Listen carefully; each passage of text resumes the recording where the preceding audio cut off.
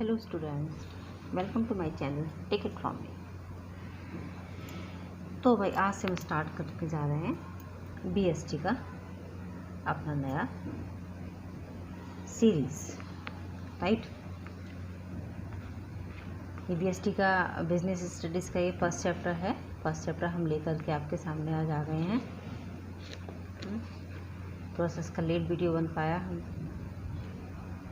सबसे पहला चैप्टर बिना किसी फॉर्मेलिटी के हम स्टार्ट करते हैं आपका nature and purpose of business, ठीक है।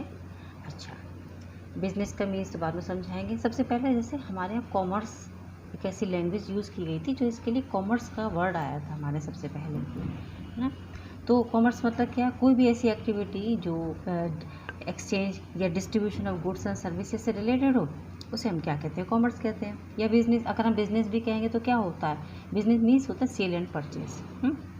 तो यहाँ पर भी हमने वही लिखा, एक्सचेंज होगा गुड्स एंड सर्विसेज का, या फिर डिस्ट्रीब्यूशन होगा गुड्स एंड सर्विसेज का।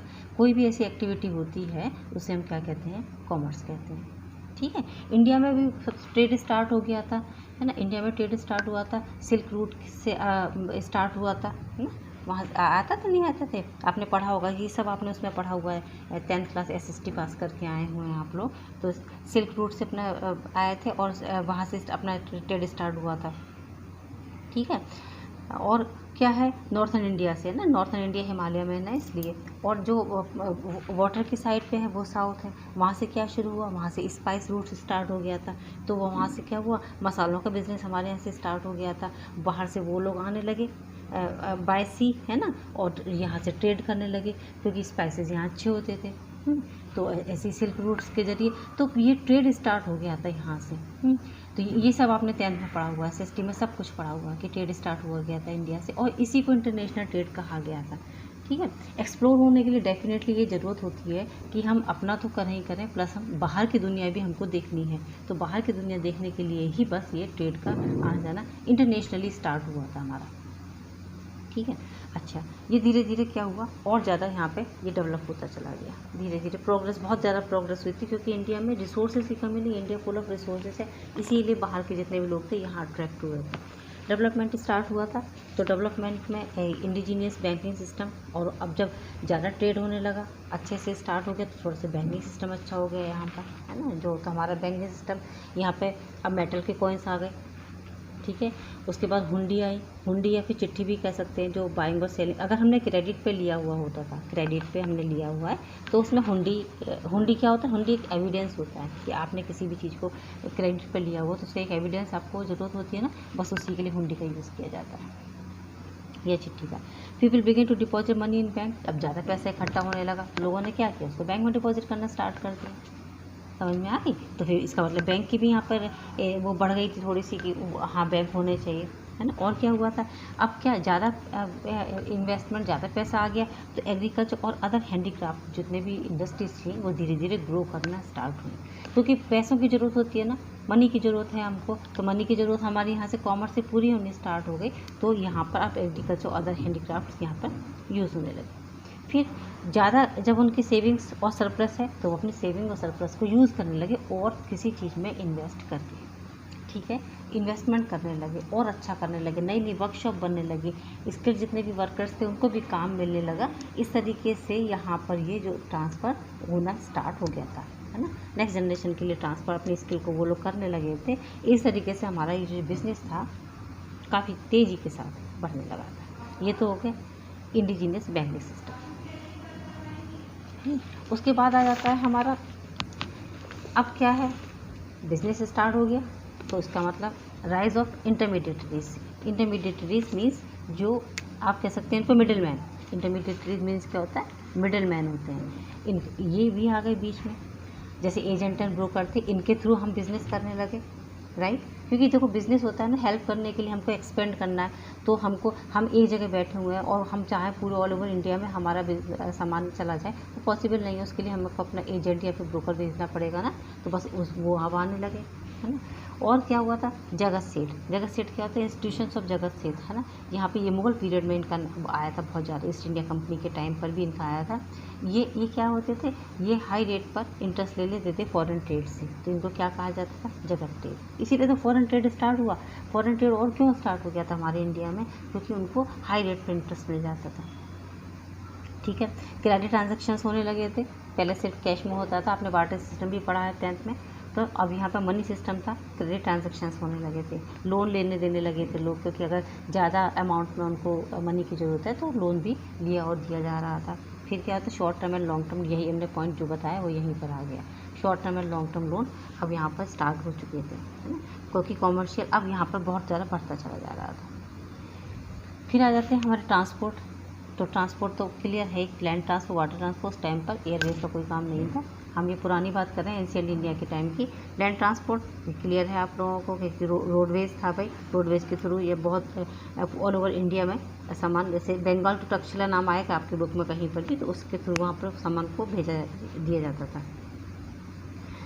ठीक है, और वाटरवेज बहुत इंपॉर्टेंट था, क्योंकि वाटरवेज के थ्रू ही हमारा इंटरनेशनल ट्रेड स्टार्ट हुआ था ग्लोबल मार्केट में, राइट। जैसे मलावर कोस्ट के थ्रू हुआ था, है ना। पीपर पहले बहुत बेचा जाता था, पीपर मतलब काली मिर्च, है ना, उसको ब्लैक गोल्ड कहते थे ये लोग। उसका सबसे ज़्यादा हमारे यहाँ से निकल के जाता था, क्योंकि पीपर हमारे यहाँ बहुत होता है ना, है ना, तो पीपर होता है, तो उसी से हमारा ट्रेड स्टार्ट हो गया था। ठीक है, और स्पाइसेस के लिए तो कोलंबस ने आकर के discovery of America bye Columbus हुआ था भाई, है ना। ठीक है, आगे चलते। एक और कालीकट कोस्ट का नाम भी बहुत ज़्यादा आता है। कालीकट कोस्ट से हमारे यहाँ आए थे बहुत सारी चीज़ों के लिए, जैसे कि पेपर है, डायमंड्स हैं, पर्ल्स हैं, कॉटन है। ये इंडिया से, इंडिया क्या है, इंडिया समझ लीजिए रिसोर्सेज से भरा पड़ा था, इसलिए लोग अट्रैक्ट हुए और अट्रैक्ट होकर के यहाँ पर ट्रेड करने के लिए वो आए। बस आपको रटने की ज़रूरत नहीं, आप चीज़ों को समझें, सिर्फ समझें और कुछ नहीं। ट्रेडिंग कम्युनिटीज़ के हमने कुछ नाम दिए हैं, वो कम्युनिटीज़ हैं जो ट्रेड करती थी, जैसे बहुत ज़्यादा, है ना, जो ज़्यादा ट्रेड में थी, जैसे पंजाबियन, मुल्तानी मर्चेंट लीजिए थे, महाजन थे, उसके बाद ये तो क्षत्रियास थे, भट्ट थे, मर्चेंट कॉर्पोरेशन थे। ये सबसे ज़्यादा ऐसी कम्युनिटीज़ थी जो सबसे ज़्यादा ट्रेड उस टाइम पर करती थी। ठीक है, उसके बाद हाई ट्रेड सेंटर्स हैं। तो हाई ट्रेड सेंटर्स मतलब वो जगह जहाँ पर सबसे ज़्यादा ट्रेड किया जाता था। तो हम ऐसे आपको नाम बता दें, आप ऐसे ही याद कर सकते हैं। जैसे पाटलिपुत्र स्टार्ट करते हैं, पाटलिपुत्र है, पेशावर है, मथुरा है, कांची है, सूरत, उज्जैन, वाराणसी। ठीक है, उसके बाद इंद्रप्रस्था मीन्स दिल्ली, है ना, दिल्ली का पहले नाम इंद्रप्रस्था था ना, वो तक्षशिला है ना। ये कुछ ऐसे नाम थे जहाँ सबसे ज़्यादा ट्रेड के सेंटर्स थे, समझ लीजिए एंशिएंट इंडिया में। ठीक है, सबसे ज़्यादा इनसे ट्रेड किया जाता था। फिर एक्सपोर्ट और इंपोर्ट होने लगा हमारा सब सामान। तो एक्सपोर्ट्स में जैसे सबसे ज़्यादा क्या चीज़ें आती थी हमारे इंडिया से, एक्सपोर्ट हमने अभी जैसे बताया, स्पाइसेस होती हैं, वीट है, शुगर, इंडिगो, है ना, ओपियम, सीसमे ऑयल, कॉटन, और उसके बाद एनिमल्स लाइव एलिमेंट्स भी यहाँ से जाते थे, है ना। ये सारी चीज़ें ये हमारे एक्सपोर्ट। मेजर याद कर लें आप खाली। उसके बाद मेजर इंपोर्ट क्या चीज़ें होती थी उस टाइम पे हमारे यहाँ, एनिमल प्रोडक्ट्स, है ना, horse animal products, Chinese milk, है ना, flax linen, wine, gold, silver, copper, rubies, coral, इस टाइप की चीज़ें हमारे यहाँ क्या हुई थी, इंपोर्ट होती थी। बस आप इसका दो चार नाम ये इसके ही आपको पता होना चाहिए, आपकी नॉलेज के लिए, कि क्या क्या चीज़ें उस टाइम पे एक्सपोर्ट होती थी और इंपोर्ट होती थी। अच्छा, ये जो इंडिया की ना, पहले जब 1st to 7th सेंचुरी की बात करते हैं, तो इंडिया का जो अगर हम नाम दें तो इंडिया लार्जेस्ट इकोनॉमी में नाम आता है इसका, मेडिवल पीरियड के टाइम पर, एंशिएंट और मेडिवल पीरियड, इसलिए इसको स्वर्ण भूमि कहा जाता था, स्वर्णद्वीप कहा जाता था, है ना। अभी हमने बताया कि रिसोर्सेज से भरा पड़ा है इंडिया, रिसोर्स से। लेकिन वो तो ये था ना कि ईस्ट इंडिया कंपनी इसीलिए तो यहाँ पर आ गई थी। बस ईस्ट इंडिया कंपनी आने के बाद हमारी इंडिया की जो इंडस्ट्रियल अगर हम देखा जाए, इंडिया का स्ट्रक्चर था वो बहुत ज़्यादा ख़राब होता चला गया। उसके बाद धीरे धीरे रिकवरी होनी स्टार्ट हुई, री इंडस्ट्रीज़ बननी स्टार्ट हुई हैं। गवर्नमेंट ने बहुत मेहनत की, फर्स्ट 5 ईयर प्लान लेकर के आए ये लोग 1952 में। उसके बाद धीरे धीरे करके कुछ थोड़ा सा रैपिड ग्रोथ होना स्टार्ट हुआ है। इसके लिए उन्होंने बहुत बोरिंग भी किया, ऐसा नहीं है कि लिबरेशन की पॉलिसी आई, ग्लोबलाइजेशन की पॉलिसी आई, प्राइवेटाइजेशन आया। ठीक है, उसके बाद इंडिया धीरे धीरे वापस अपने इस पर पहुँच गया है, रैपिड ग्रोथ हो रही है। उसके बाद अब कुछ बहुत सारे इनिशिएटिव गवर्नमेंट ने किए, जैसे मेक इन इंडिया आ गया, स्किल इंडिया आ गया, डिजिटल इंडिया आ गया, है ना, स्वच्छ भारत अभियान लेकर के आए मोदी जी। इस टाइप की अब गवर्नमेंट करती चली जा रही है, तो अब हम आगे धीरे धीरे बढ़ते जा रहे हैं। ठीक है, चलो हम अपने बेसिक मेन कॉन्सेप्ट पे आ जाते हैं, बिजनेस। हम तो ये पढ़ रहे हैं ना बिजनेस, यहाँ आ जाते हैं वापस लौट के। देखो बिजनेस पढ़ेंगे हम, तो बिजनेस आपको पता ही है कि यहाँ पर तो सेल और परचेस किया जाता है गुड्स एंड सर्विसेज का। ह्यूमन एक्टिविटीज़ होती हैं दो, एक इकोनॉमिक एक्टिविटी होती है, एक नॉन इकोनॉमिक एक्टिविटी होती है। हम आपको एकदम सिंपल लैंग्वेज में समझाएंगे, है ना। सिंपल लैंग्वेज सिर्फ आप अगर मेरी बातों को सुनेंगे भी ना, तो आपको ये लर्न हो जाएगा, बिल्कुल श्योर हमें बता रहे हैं, लर्न हो जाएगा, इसमें कुछ भी नहीं। और आप चीज़ों को सिर्फ समझें, इन्हें रटने की कोशिश ना करें। बिजनेस ये है ना, अभी 11th है, 12th में तो सिर्फ केस स्टडीज़ आती हैं, है ना। तो केस स्टडीज़ के लिए आप याद थोड़ी करेंगे, उसको चीज़ों को समझेंगे तभी तो केस स्टडी सॉल्व कर पाएंगे, राइट। अब इकोनॉमिक एक्टिविटीज़ जैसे बिल्कुल उसके नाम से क्लियर है, इकोनॉमिक एक्टिविटीज़ कौन सी एक्टिविटीज़ होंगी, तो इसमें क्या होगा, related to earn money. Definitely इसमें हम कोई भी ऐसा काम कर रहे होंगे जिससे हमारे पास पैसा आ रहा होगा, है ना। तो प्रोडक्शन हो रहा है, exchange, distribution of goods and services, है ना। इसमें ये 3 एक्टिविटीज़ आती हैं, एक बिजनेस होता है, एक प्रोफेशन होता है और एक एम्प्लॉयमेंट होता है। तो बिज़नेस तो अभी बता रहे हैं, इतनी देर से बिज़नेस ही पढ़ा रहे हैं। ये ऐसी सर्विसेज होंगी जो प्रोडक्शन, परचेज, सेल इससे हमारी ऐड होंगी, जुड़ी हुई होंगी सारी। और प्रोफेशन क्या होता है, ये प्रोफेशन मेन इसे समझ रहे हैं, ये वो एक्टिविटीज़ हैं डेट टू कर स्पेशल नॉलेज एंड नॉलेज मैंने दोबारा लिख दिया, स्पेशल नॉलेज, है ना। जैसे डॉक्टर है तो डेफिनेटली उसके पास MBBS की डिग्री का होना ज़रूरी है। CA है तो उसने CA किया हुआ होगा, ठीक है। अगर कोई मतलब ऐसा कोई भी चीज़ हम बात समझ, लॉयर है तो उसका मतलब उसने LLB किया हुआ होगा। स्पेशल नॉलेज होनी ज़रूरी है, ठीक है। अगर कोई प्रोफेसर है तो डेफिनेटली उसने PhD की हुई होगी, ठीक है। आप समझ रहे हैं मेरी बात। तो स्पेशल नॉलेज का यहाँ पर होना ज़रूरी है, तो वो प्रोफेशन हो जाता है। एम्प्लॉयमेंट बहुत सिंपल होता है, an activity in which individual work regularly for and gets remunerated होता है। इसमें वो एम्प्लॉयमेंट जब हम किसी दूसरे के अंडर में काम करते हैं और उसके बदले की हमको सैलरी मिलती है। जैसे टीचर्स स्कूल में काम करते हैं, है ना, तो हम किसी के अंडर में काम कर रहे हैं रेगुलरली, उसके बदले की हमको रेम्यूनरेशन मिल रहा है।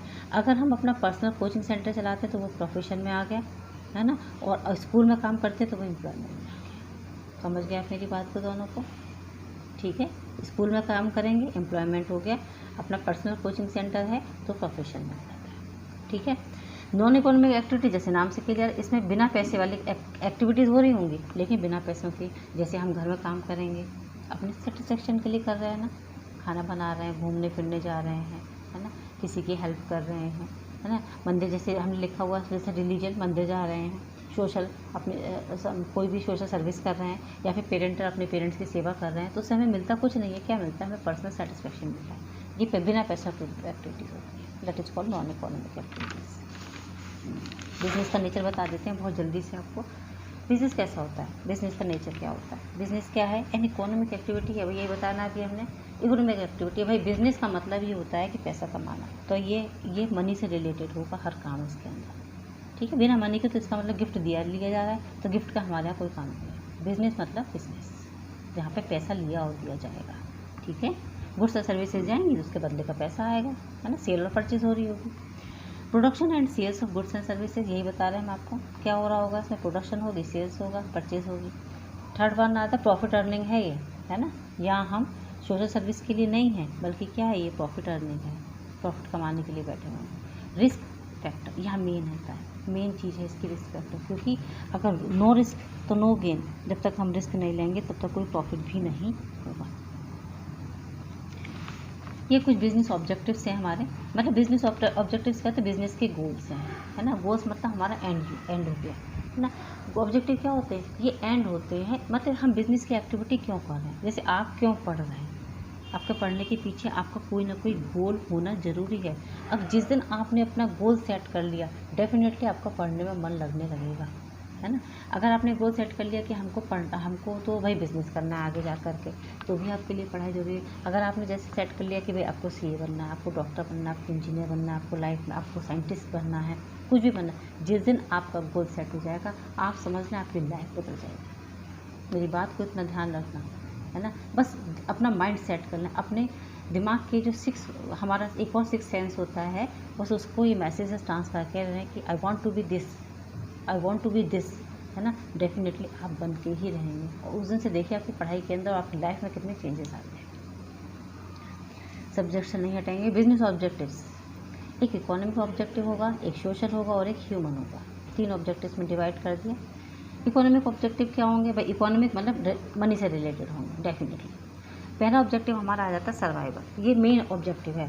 देखो बिजनेस हम करने बैठे हैं, इसमें इतना ज़्यादा कंपटीशन है आज के मार्केट में कि हम वहाँ पर टिक पाएँ पहले, तो ये मेन चीज़ है हमारी। तो पहले तो हम सर्वाइवल करें, है ना। इट मीन्स हम अपनी पहले कॉस्ट निकाल पाएँ। जैसे हम जिस भी चीज़ का हम प्रोडक्शन कर रहे हैं, तो हमारा 1 लाख की कॉस्ट आती है हमारी, तो कम से कम सर्वाइव करने के लिए हमारी उस 1 लाख हमें मिलना कंपलसरी है। तो पहले तो हम सर्वाइव करें, फिर हम प्रॉफिट कमाएंगे, ठीक है। और जब प्रॉफिट हो जाएगा तब हम क्या करेंगे? अपनी ग्रोथ, यानी कि हम अपने आप को एक्सपेंड करेंगे। समझ गए मेरी बात को आप? पहले सर्वाइव करेंगे, फिर प्रॉफिट कमाएंगे और उसके बाद उससे ग्रोथ करेंगे। ये हमारे मेन ऑब्जेक्टिव होते हैं, इकोनॉमिक ऑब्जेक्टिव कहलाते हैं इसलिए। फिर आता है हमारा सोशल ऑब्जेक्टिव। सोशल ऑब्जेक्टिव माने हम जो काम कर रहे हैं वो डेफिनेटली अपने सोशल वेलफेयर के लिए करना है हमको। सोशल वेलफेयर कैसे करेंगे? तो अच्छा क्वालिटी ऑफ प्रोडक्ट्स दें, ये आप अपना आप देख सकते हैं, टॉपिक को पढ़ के सुना देते हैं सारे। एम्प्लॉयमेंट दें, अगर आपके पास है इतनी तो रिक्वायरमेंट, तो आप दें एम्प्लॉयमेंट, अपने ही लोगों को एम्प्लॉयमेंट दें। इको फ्रेंडली प्रोडक्ट्स, ठीक है। अगर आपके पास ऐसा कोई सामान है, आप ऐसा कोई सामान बनाते हैं जिससे पोल्यूशन होता है, तो पोल्यूशन फ्री करें, उसको इको फ्रेंडली यूज़ करें। सोशल सर्विस दें, जितना आप कर सकते हैं अपनी सोसाइटी के लिए उतना सोसाइटी के लिए करें, ठीक है। उसके बाद avoidance of the unfair trade practice, किसी तरीके का कुछ भी चीट करने की कोशिश ना करें उन लोगों को, है ना। किसको? अपने कस्टमर को। क्योंकि कस्टमर अगर आपने एक बार चीट कर दिया, आपने एक बार उसको धोखा देते तो एक बार तो आ गया, उसके बाद नेक्स्ट टाइम पे आपके पास बिल्कुल नहीं आएगा। जैसे एज अ टीचर अगर हम ये बात करें कि हम एक बार आपको गलत पढ़ा देंगे तो क्या आप दोबारा पढ़ेंगे? आप मेरा वीडियो खोलेंगे ही नहीं कि मैम को नहीं आता पढ़ाना, समझ गए। इसलिए अनफेयर ट्रेड प्रैक्टिस नहीं करनी है हमको जो काम करना है ऑनेस्टी के साथ करना है। ह्यूमन के साथ एक ह्यूमन ऑब्जेक्टिव आ जाते हैं। ह्यूमन ऑब्जेक्टिव माने अपने पर्सनल ऑब्जेक्टिव, यानी कि जो हमारे यहाँ जो एम्प्लॉयज़ काम कर रहे हैं, हम यहाँ पे एम्प्लॉयज़ भी लिख सकते हैं। एम्प्लॉयज़ जो हमारे काम कर रहे हैं उनके लिए हमारे क्या ऑब्जेक्टिव है? एक तो वर्किंग कंडीशन अच्छी करें, हम जिस एनवायरनमेंट में वो लोग काम कर रहे हैं तो वो एनवायरनमेंट हम उनको अच्छा दें, है ना, जिससे उन्हें कोई प्रॉब्लम ना हो। कम्पटेटिव सैलरी दें, इतनी सैलरी उनको दें जिससे वो अपना जो भी उनके खर्चा पानी है उनको अच्छे से चल सकें। क्योंकि आप अगर अच्छा नहीं देंगे तो वो अच्छा कर लेंगे, इट मीन्स वो चोरी करेंगे, तो उनको पहले से अच्छा दे दोगे। उनकी पर्सनल, थर्ड हमने लिखा पर्सनल ग्रोथ, उनकी पर्सनल ग्रोथ के लिए आप टाइम पर उनको ट्रेनिंग करवाएं, उनको सिखाएं, है ना। उनको कुछ भी ऐसी एक्टिविटी प्रोग्राम उनको साथ सेट करें, उनकी पर्सनल ग्रोथ करें। पीयर रिकॉग्निशन एक इम्पोर्टेंट चीज़ है। Peer recognition means self respect. आप उनका सेल्फ रिस्पेक्ट बहुत ज़रूरी है, चाहे भले ही वो हमारे घर में काम करने वाले एक एम्प्लॉय ही क्यों ना हो, ठीक है ना, लेकिन उनका भी सेल्फ रिस्पेक्ट होता है। जिस दिन आप अपने एम्प्लॉय का रिस्पेक्ट करना शुरू कर देंगे, डेफिनेटली आपका रिस्पेक्ट सारे में होगा ही होगा, ठीक है। After all we are human being ना, तो ह्यूमन बीइंग है तो एक दूसरे की रिस्पेक्ट करें ना। अगर आप करेंगे तो रिवर्स होकर आपके पास भी आएगा, ठीक है। ये हम कह सकते हैं ग्रेविटेशनल एक रूल है, क्लियर है। जो चीज़ ऊपर आप फेंकेंगे उतनी ही तेज़ स्पीड से वो नीचे आती है। बस आप रिस्पेक्ट दे के देखो ना दूसरे को, देखो आपके पास दुगना या तिगना आता है या नहीं आता। आप रिस्पेक्ट दो, दूसरे को इज्जत दें, जितनी ज़्यादा देंगे उतनी ज़्यादा रिवर्स होकर आपके पास वापस आएगी। जैसे अगर हम नॉलेज की बात करते हैं, नॉलेज जितनी ज़्यादा दी जाएगी उतनी ज़्यादा रिवर्स होकर वापस आती है ना, सेम रिस्पेक्ट होती है, ठीक है। कोई भी हो, अगर आप एज ए प्रिंसिपल तो आप अपने आपके जो टीचर्स काम करते हैं उनसे आपका बिहेवियर कैसा है। अगर आप अपने यहाँ के जो भी आप बहुत हायर पोस्ट पे बैठे हुए हैं, तो जितने भी एम्प्लॉयज़ आपके यहाँ काम करते हैं उनका बिहेवियर आपका उनके साथ कैसा होना, वे ऑफ टॉकिंग आपका कैसा होना चाहिए उनके साथ, ठीक है। स्पेशल बेनिफिट उनका टाइम पर दें भाई, उनको मेडिकल अलाउंसेस दे दें, उनके बच्चों को स्कूल के लिए काम करा दें, फ्री एजुकेशन दे दें, उनको घर के लिए फैसिलिटीज़ दे दें, उनके लिए आप कुछ भी कर सकते हैं, स्पेशल बेनिफिट दें। ये बिजनेस ऑब्जेक्टिव है, हो गया लर्न। चलते हैं आगे, आ जाते हैं भाई रोल ऑफ प्रॉफिट बहुत इंपॉर्टेंट है आपके बिजनेस में। बिना प्रॉफिट के तो बिजनेस ही बेकार है हमारा, है ना। अभी हमने बड़ा बता दिया था, एक सर्वाइवल, अगर हमको सर्वाइव करना है तो प्रॉफिट का होना ज़रूरी है, ग्रोथ करनी है प्रॉफिट का होना ज़रूरी है, सिंबल ऑफ एफिशिएंसी, ये एक मेन चीज़ है। अगर हमारी प्रॉफिट हमारा बढ़ रहा है, इसका मतलब हम एफिशिएंट हैं, हमें क्षमता है, हम कर रहे हैं काम, तभी तो हमारी फर्म ग्रोथ कर रही है। ये सिंबल है इस बात का कि हमारे यहाँ काम करने वाले जो वर्कर्स हैं बहुत एफिशिएंट हैं, हमारे जो मैनेजर हैं बहुत एफिशिएंट हैं। क्यों? क्योंकि हमारा प्रॉफिट बढ़ रहा है, हमारी ग्रोथ हो रही है, हम सर्वाइव कर रहे हैं इतने ज़्यादा टफ मार्केट के अंदर जहाँ कंपटीशन भरा पड़ा है, वहाँ हम कर रहे हैं। इसका रिवॉर्ड है ये, है ना। जितना रिस्क है ना इसके अंदर, उसका रिवॉर्ड है प्रॉफिट हमारा। अगर हमने रिस्क लिया है क्रेडिट पे, क्योंकि आज का टाइम पे कैश का काम नहीं है, सब क्रेडिट का काम हो गया है, तो अगर हमने इतना रिस्क लिया है तो उसके बदले का ये रिवॉर्ड है। हेल्प टू गेट रेपुटेशन, और प्रॉफिट अगर हमारा बढ़ता है तो डेफिनेटली हमारी रेपुटेशन भी बढ़ती चली जाती है मार्केट में, क्योंकि प्रॉफिट बढ़ेगा तो हम ग्रोथ करेंगे, रेपुटेशन बढ़ती है, गुडविल हमारी बहुत अच्छी हो जाएगी मार्केट में, ब्रांड बन जाएंगे हम एक ब्रांड। समझ रहे हैं आप मेरी बात को? ठीक, चलते हैं आगे। बिजनेस एक्टिविटीज़ बहुत सिंपल है, दो होते हैं, एक इंडस्ट्री होती है, कॉमर्स होता है। इंडस्ट्री आपने पढ़ी नहीं है। देखो इंडस्ट्री क्या चीज़ होती है? इंडस्ट्री जो होती है जहाँ पर रॉ मटेरियल को, आप किसी भी रॉ मटेरियल को यूजफुल प्रोडक्ट में कन्वर्ट कर दें, फिनिश गुड्स में कन्वर्ट कर दें, वो जो जगह होती है वो इंडस्ट्रीज़ कहलाती है। पहले तो ये याद करें। अब उसमें वो तीन तरीके की होती है, प्राइमरी होती है, सेकेंडरी होती है और टेरिटरी होती है। अब प्राइमरी इंडस्ट्रीज़ कौन सी होती हैं तो ये आपको पता ही है, जो ऐसी इंडस्ट्रीज़ है ना जो किसी भी तरीके से, अगर हम कहें कि एक्सट्रैक्शन के काम में, एक्सट्रैक्टिव के जो इंडस्ट्रीज़ होती हैं उस काम में, है ना, लगी हुई होती है, रिलेटेड टू एग्रीकल्चर कह सकते हैं, रिलेटेड टू नेचुरल रिसोर्सेज कह सकते हैं, उससे जो रिलेटेड होती हैं वो सब हमारी प्राइमरी इंडस्ट्रीज़ कहलाती हैं। ठीक है, जैसे कि हम इसमें कह सकते हैं, जैसे एग्रीकल्चर का नाम तो आ ही गया, एग्रीकल्चर हो गया, और हम कह सकते हैं जैसे डेयरी फार्म, पोल्ट्री फार्म, है ना, फिशिंग वाला जो फिशिंग रहता है ना, पॉन्ड्स वगैरह बना देते हैं, उसे फिशिकल्चर, हाँ फिशिकल्चर का नाम बता देते हैं, फिशिकल्चर जैसा हो गया, वो सारी चीज़ें आ जाती हैं। या फिर नर्सरी लगाते हैं, प्लांटेशन वाला जो काम होता है वो, है ना, या फिर ना वो क्या कहते हैं वो जिसमें डेयरी, जिसमें दूध वाला काम होता है, डेयरी, तो वो सारी किस्में आ जाती हैं, वो प्राइमरी में आ जाती हैं। ठीक है, माइनिंग के काम, है ना, माइनिंग वाला सारा काम वो इसके अंदर आ जाता है। ठीक है, एक्सट्रैक्टिव इंडस्ट्री में आ जाएंगे माइनिंग वगैरह, ठीक है, ऑर्गेनिक में आ जाएंगी।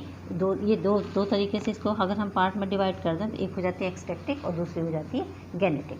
ठीक है, तो एक्सट्रैक्टिव मतलब जो एक्सट्रैक्शन से यानी कि रिलेटेड टू अर्थ हो जाती है तो वो एक्सट्रैक्टिव में आ जाती है, और गेनेटिक में कौन सी आ जाती है, जो रेयरिंग और ये जो ब्रीडिंग वाली आती है वो इसके अंदर गेनेटिक के अंदर आ जाती है। सेकेंडरी में चलते हैं। सेकेंडरी में आपको पता ही है यहाँ पर क्या काम होता है, यहाँ पर होता है प्रोडक्शन का काम सारा। ठीक है ना, तो ये भी दो तरीके की हो जाती है, एक हो जाती है हमारी मैन्युफैक्चरिंग, हो जाती है कंस्ट्रक्शन। मैन्युफैक्चरिंग जहाँ पर बनाया जाएगा, जहाँ रॉ मटेरियल को सेमी फिनिश गुड्स या फिर फिनिश गुड्स में कन्वर्ट किया जाएगा।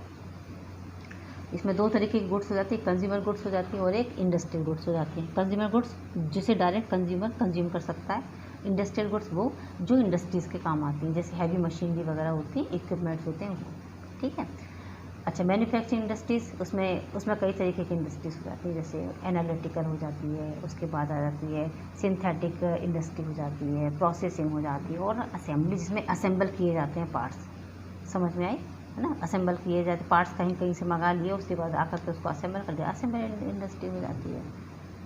ठीक है, प्रोसेसिंग इंडस्ट्री जिसमें प्रोसेसिंग जैसे रॉ मटेरियल को फिनिश गुड्स में कन्वर्ट करेंगे। ठीक है, चलते हैं आगे। उसके बाद आ जाता है हमारा ये इतनी बात आपको समझ में आ गई। कंस्ट्रक्शन इंडस्ट्री जिसमें कंस्ट्रक्शन का काम करेंगे, जैसे बड़ी बड़ी बिल्डिंग्स बनाने का काम, डैम बनाने का काम, रोड बनाने का काम, ये सारे इसमें किए जाते हैं। क्या जाता है टेरिटरी, तो टेरिटरी में तो भाई ये वो इंडस्ट्रीज होती हैं जो इन दोनों इंडस्ट्रीज़ की हेल्प करेंगे, बिना इसके ये दोनों इंडस्ट्रीज बेकार है। जैसे ट्रांसपोर्ट हो गया, बैंकिंग हो गया, इंश्योरेंस, वेयर हाउसिंग और एडवर्टाइजिंग, है ना।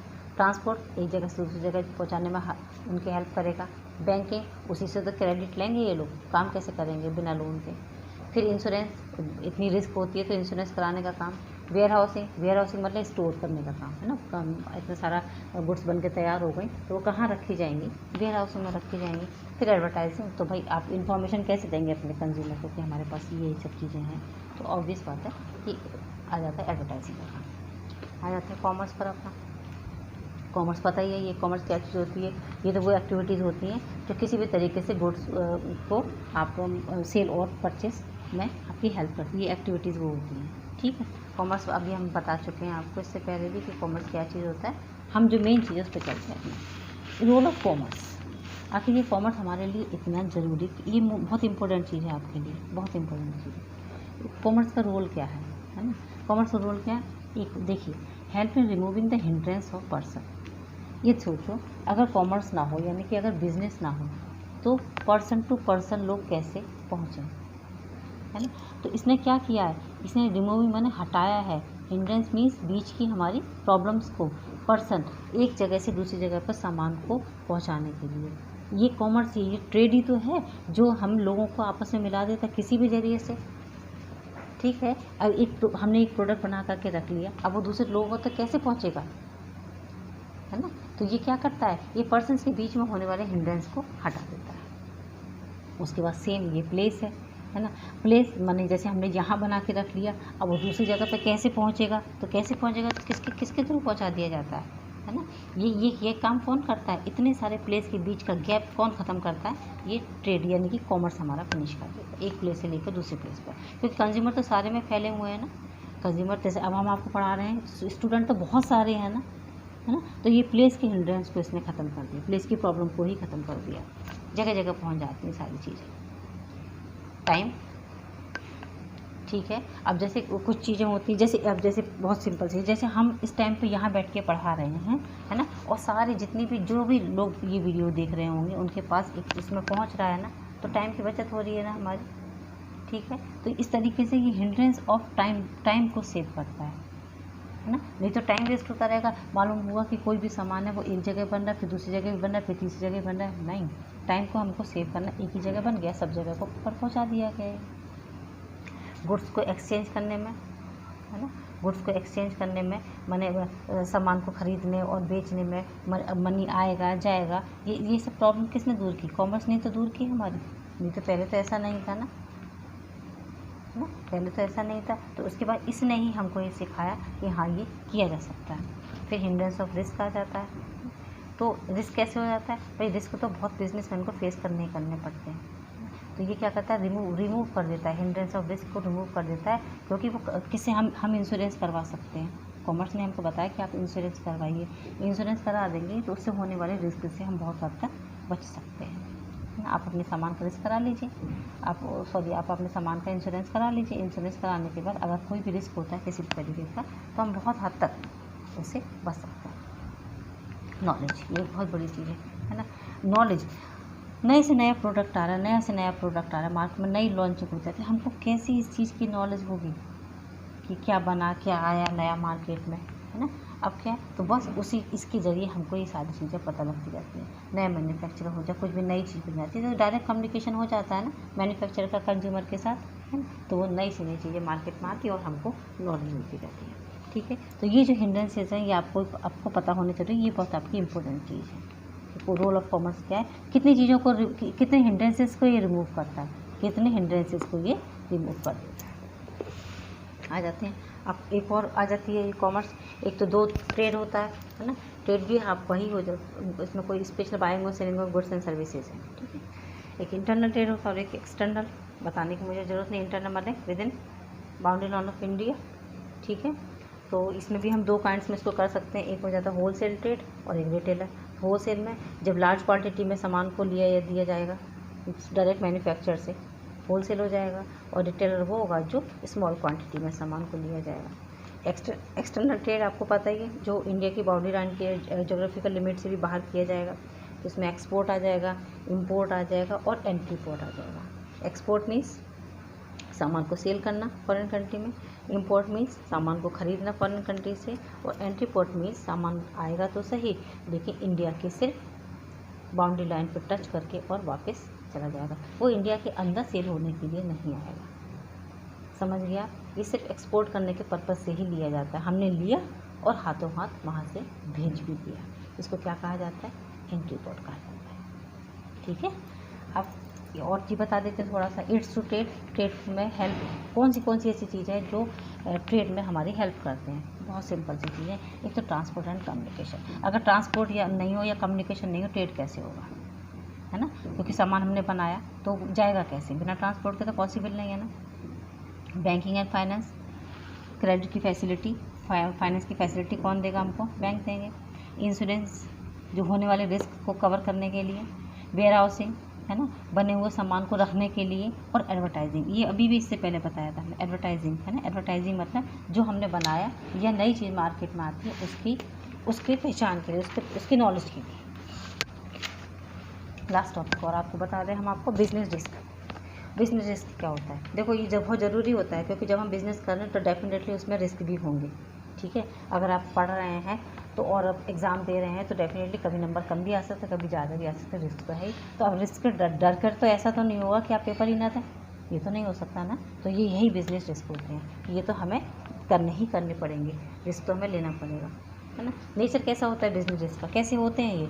एक तो अराइज ड्यू टू अनसर्टेनिटी की वजह से ये पैदा हो जाते हैं, है ना। कुछ चीज़ अनसर्टेन होती है मार्केट में, समझ में नहीं आता कि कभी भी कुछ भी हो सकता है, उसकी वजह से ये रिस्क हो जाते हैं, ठीक।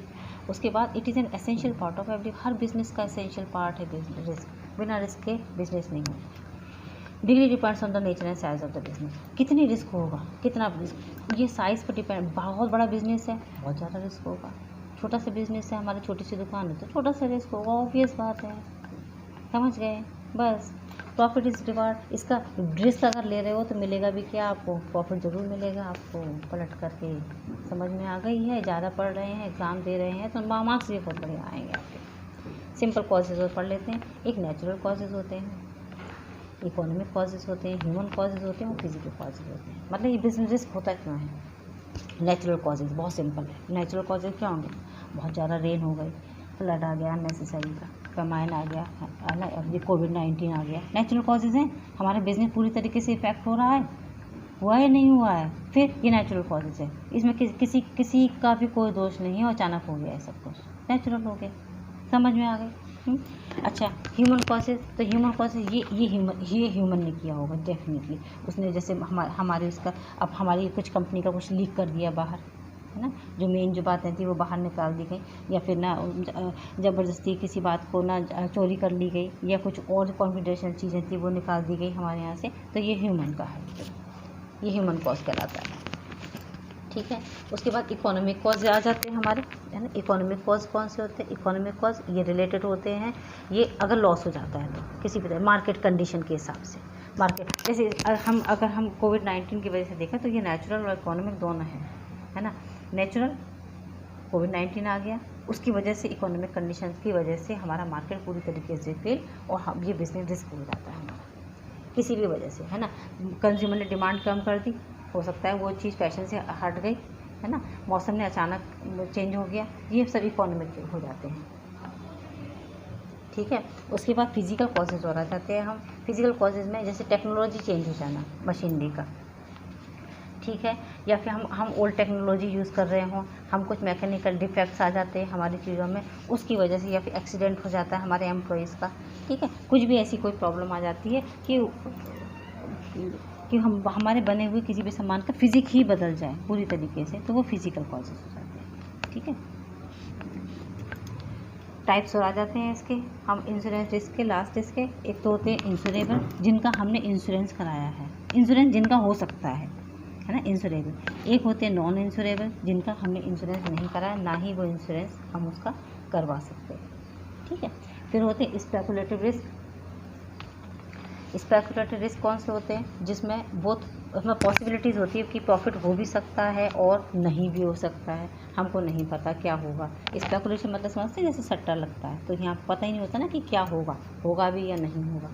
इस टाइप के होते हैं रिस्क, समझ रहे हैं, है ना। ये हो भी सकता है, मतलब किसी भी चीज़ का प्रोडक्शन है, अब ये हो भी रहा है और नहीं भी हो रहा, किसी को नहीं पता था। उसके बाद प्योर रिस्क ये होता है कि ये या तो लॉस होगा या नहीं होगा, पर प्रॉफिट नहीं हो सकता यहाँ पर, ठीक है। जैसे थेफ्ट है, स्ट्राइक है ना, चांसेस ऑफ फायर है, तो फायर लग गई तो लॉस हो गया, नहीं लगी तो लॉस भी तो नहीं हो, तो हमारा प्रॉफिट भी तो नहीं हुआ ना, ठीक है। इतनी बात आपको मेरी क्लियर हो गई, जहाँ तक कि आपको मेरी बात क्लियर हो गई होगी, ठीक है ना। ये इंश्योरेबल समझ रहे हैं। अगर हमारा रिस्क पूरी तरीके से अगर हमने इंश्योर करवा रखे, रिकवर्ड करवा रखे हैं, तो वो इंश्योरेबल हो जाते हैं। और जो हो जाते हैं जो हमने नहीं करवा रखे हैं अपने इंश्योरेंस, है ना, उसमें कोई प्रोटेक्शन ही नहीं है हमारा कैसा भी, तो वो नॉन इंश्योरेबल हो जाते हैं। स्पेकुलेटिव और progress. Now your chapter is completed, ये आपका ख़त्म हो चुका है। इससे रिलेटेड कोई भी क्वेरी हो तो आप मुझसे चाहे जब पूछ सकते हैं। अगर यहाँ ये क्लियर हो गया हो आपको, डेफिनेटली आप मुझे कमेंट करें, मेरे चैनल को सब्सक्राइब करें, शेयर करें, लाइक करें। Okay, good bye.